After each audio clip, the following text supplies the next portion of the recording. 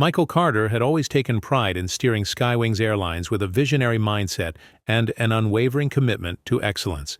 From his penthouse office in Manhattan, he consistently received positive updates from his executives.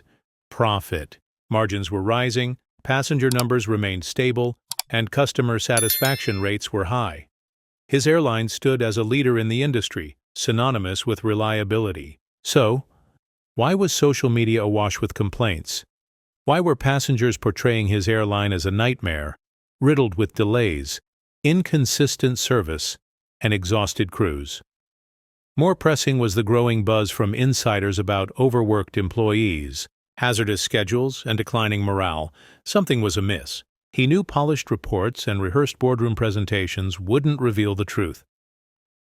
For the first time in over a decade, Michael Carter was gearing up to board one of his own planes.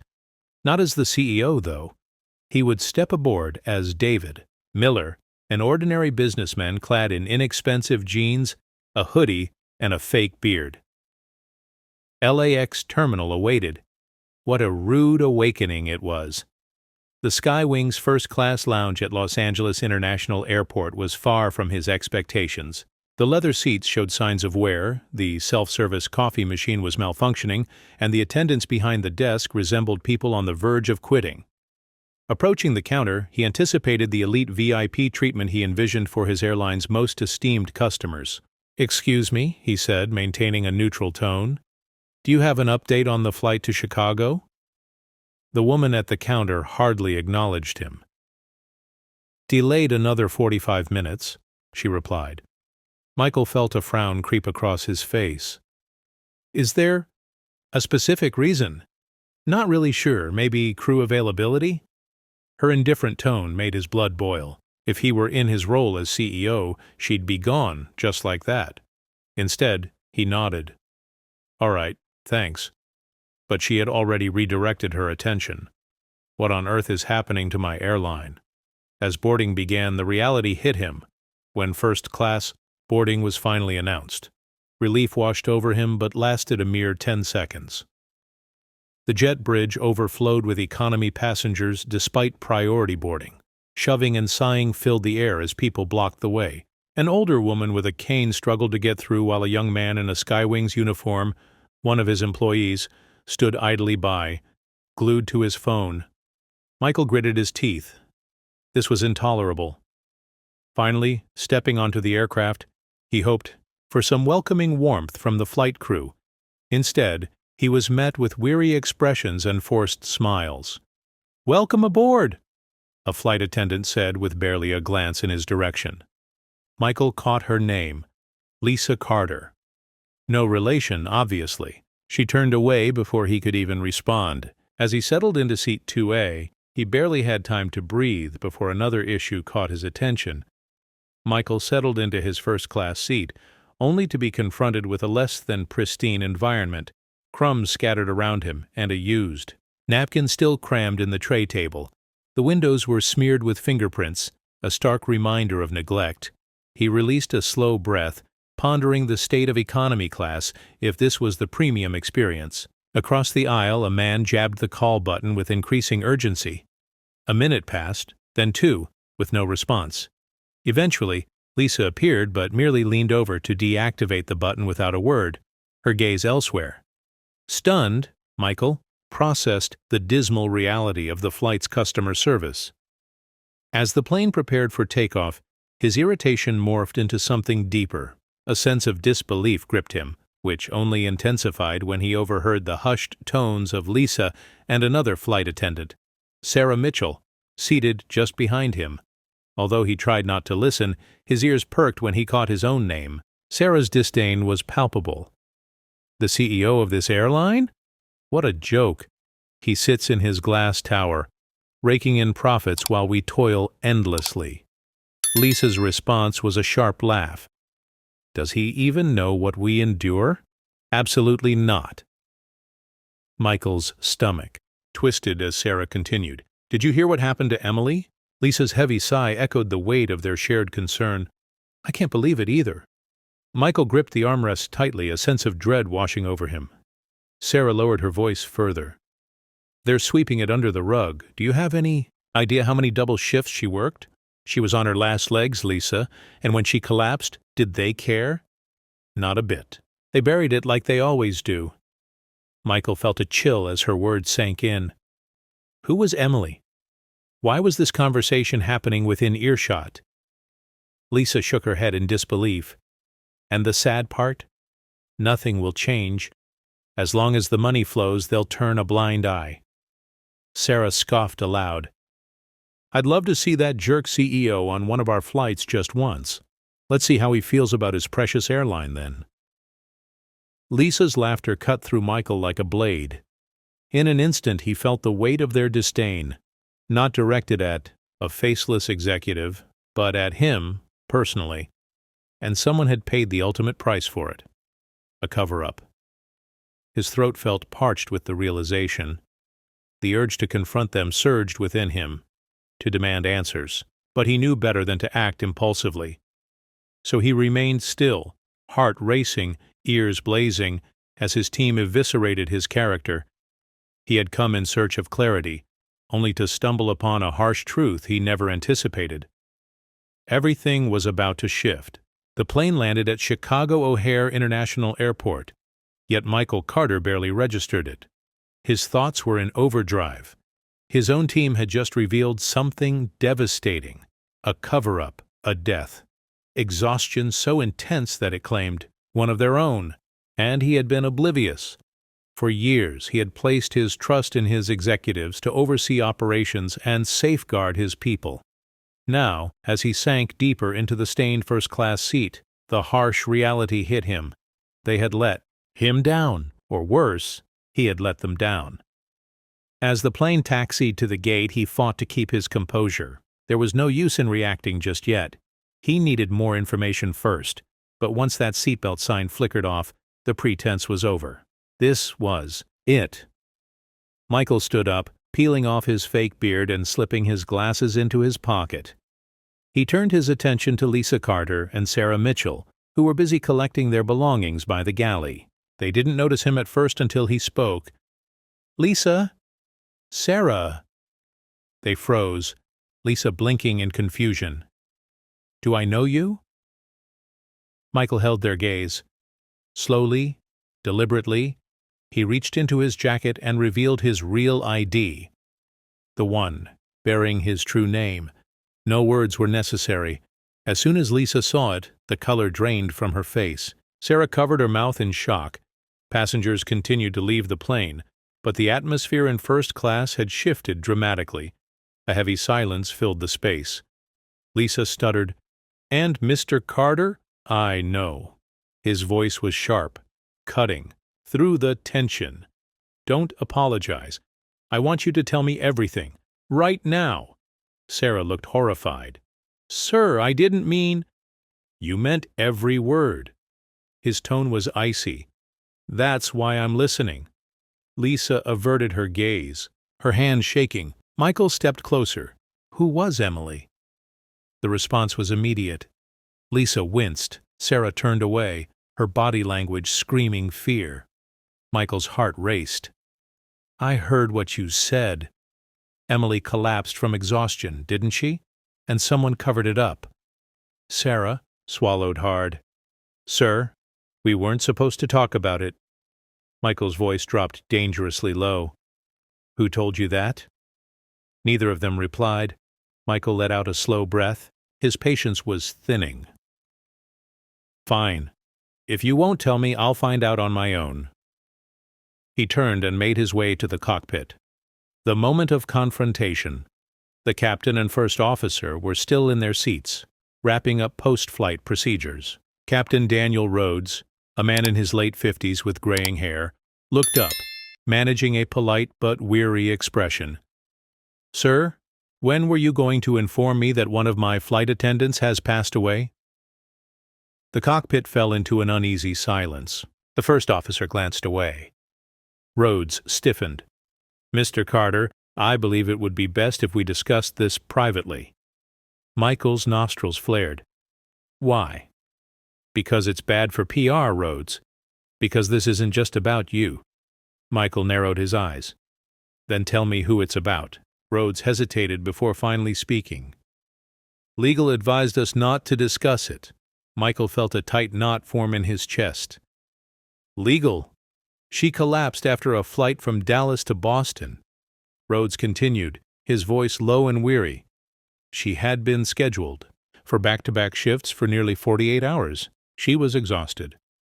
We flagged it to management as a safety risk, but they brushed us off. Michael felt nauseous, Rhodes added. They swept it under the rug, portraying it as a personal health issue, not work-related. Michael's hands balled into fists. They buried it. The CEO of this goddamn company hadn't even been informed of the decision. Michael didn't utter another word. He simply turned and walked away, the sounds of the terminal fading into white noise. He needed to take action, immediately. As soon as he stepped off the jet bridge, he pulled out his phone and dialed his executive. Assistant. Ms. Nguyen, assistant's name. She picked up right away. How was your... Get me a meeting with the senior leadership team tonight. No excuses. A brief pause. Tonight, sir? Most of them. I don't care where they are. They'll be there. His assistant hesitated, then sighed. Understood. Michael hung up, his heart racing. His chest was tight. This was his company, his responsibility, and everything was about to change. Michael Carter had never felt this level of rage before. Not when a competitor poached one of his top executives. Not when the company lost millions in a failed expansion. Not even when an airline ranking pushed Skywings behind Delta and United had he felt the weight of responsibility like this. This time, it was personal. A woman had died on his watch, and those he counted on to lead the company had kept it from him. Standing in the Skywings headquarters in New York, clarity washed over him. Someone would pay for this. The executive meeting was about to morph into a reckoning.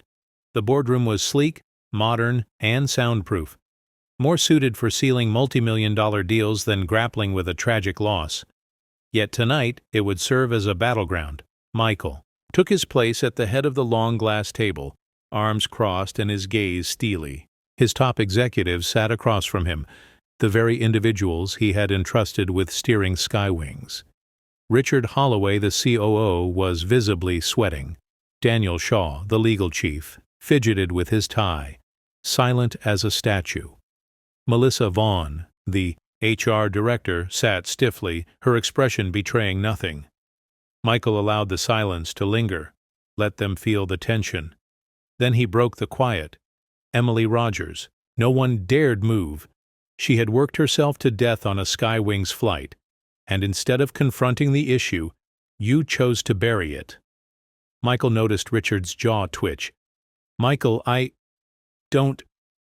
The edge in Michael's voice cut through the air. Don't lie to me. Richard leaned forward, swallowing hard. Look, it's more complicated than that. Michael raised an eyebrow. Really? Because from where I stand, the situation seems straightforward.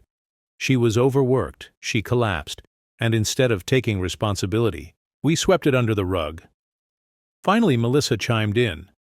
Michael, our legal team, I couldn't care less about legal, he shot back. A heavy silence settled in. Michael's piercing gaze remained fixed on them. What I care about is why none of you saw fit to tell me the truth. Daniel let out a sigh. Because Michael, it would have ruined us. Michael let out a harsh, bitter laugh. Ruined us? You truly believe this? This festering corporate rot isn't already tearing us apart? Daniel paused. Emily Rogers was a person. She had a family. And she died working for me. And now I'm finding out about her death because I had to disguise myself and board a plane. Richard's throat tightened. Michael, just listen. No, Richard, you listen. I built this company from the ground up, and I refuse to let it devolve into a soulless entity that grinds its employees to dust. Melissa's brow furrowed. So what are you planning to do? Leaning in, hands planted on the table, Michael replied firmly, We're going public. The fallout, the betrayal, and the leak. The tension in the room was palpable. Michael, are you out of your mind? Richard's voice was sharp. "This will tank our stock," Melissa exclaimed. "The lawsuits will bury us." Daniel chimed in, his tone grave. Michael let their frustration wash over him. Let them panic. Then, in a composed voice, he stated, "Good, because Skywings deserves the fallout. Emily Rogers deserves justice. My employees deserve to know I've been listening." Melissa shook her head in disbelief. She rose to her feet. "You're making a mistake." Michael fixed his gaze on her. "No, Melissa, I'm fixing one." He turned to Daniel. "Draft a statement. I want full transparency. No spin. No corporate nonsense." Daniel seemed hesitant. "Michael, I think we should wait. This needs to be handled internally." Michael's patience wore thin. "And what happens when a journalist breaks the story? What if another employee collapses? What if passengers notice how exhausted our crews are? We either own the truth or the truth will bury us." Silence hung heavily. Richard's expression was inscrutable. "If you go through with this, Michael, the board might force you out." Michael took a slow breath. "Let them try." The sense of betrayal loomed large. That night, sleep eluded him. By morning, he didn't need to wait for his press conference. The story had already leaked. Someone in that meeting had rushed to the press. Skywings was plastered across news channels, business blogs, and headlines everywhere. Skywings, Airlines, allegedly covered up employee deaths. Former flight attendant's family demands justice. CEO Michael Carter under fire. He fumed as he read the headlines. His own people had betrayed him. Instead of controlling the narrative, he was heading into the biggest PR crisis of his career. He grabbed his phone and dialed. "Get me a press. Conference in 1 hour. No scripts." The assistant hesitated. "Sir, are you sure?" Michael gritted his teeth. "I've never been more certain in my life." The atmosphere at Skywings corporate headquarters was charged with hostility. Michael Carter stood behind a solid oak podium, the company's sleek blue and white logo towering behind him. Cameras were ready. All eyes were on him. Microphones hummed with tension. This was more than just a press conference. It felt like an execution. Reporters filled the room, their faces eager, thirsting for scandal. They weren't in pursuit of answers. They craved his downfall. Michael adjusted his tie, inhaled deeply, and stepped into the fray. The press conference had turned into a battlefield for a besieged CEO. He surveyed the crowd of journalists. Cameras were aimed at him, cold and unyielding. "Good morning," Michael said, his voice firm. Silence met his greeting. A reporter from the Wall Street Journal fired the first shot. "Mr. Carter, did you personally order the cover-up of Emily Rogers's death?" Michael clenched his jaw. "No, I wasn't informed until 48 hours ago, and that is unacceptable." Flashbulbs erupted, whispers swirled. From CNN, another journalist leaned in. "If you didn't know, Mr. Carter, then who did?" Michael's fingers tightened on the podium. He knew the answer all too well. Richard Holloway, Melissa Vaughn, Daniel Shaw, his own trusted team. He took a measured breath. The individuals responsible for concealing this information will be removed from their positions immediately. Gasps rippled through the audience. Richard, just off to the side, tensed visibly. Melissa crossed her arms, her expression tight. But Michael was just getting started. "I will not shield anyone who prioritizes profit over human lives. I will ensure this company is rebuilt. From the ground up, if necessary," another reporter pressed. "Does that mean you're stepping down?" Michael's expression hardened. "No." A voice broke through the tension. "But your board might force you out." The room fell into a heavy silence. Michael held their gaze. "They can try."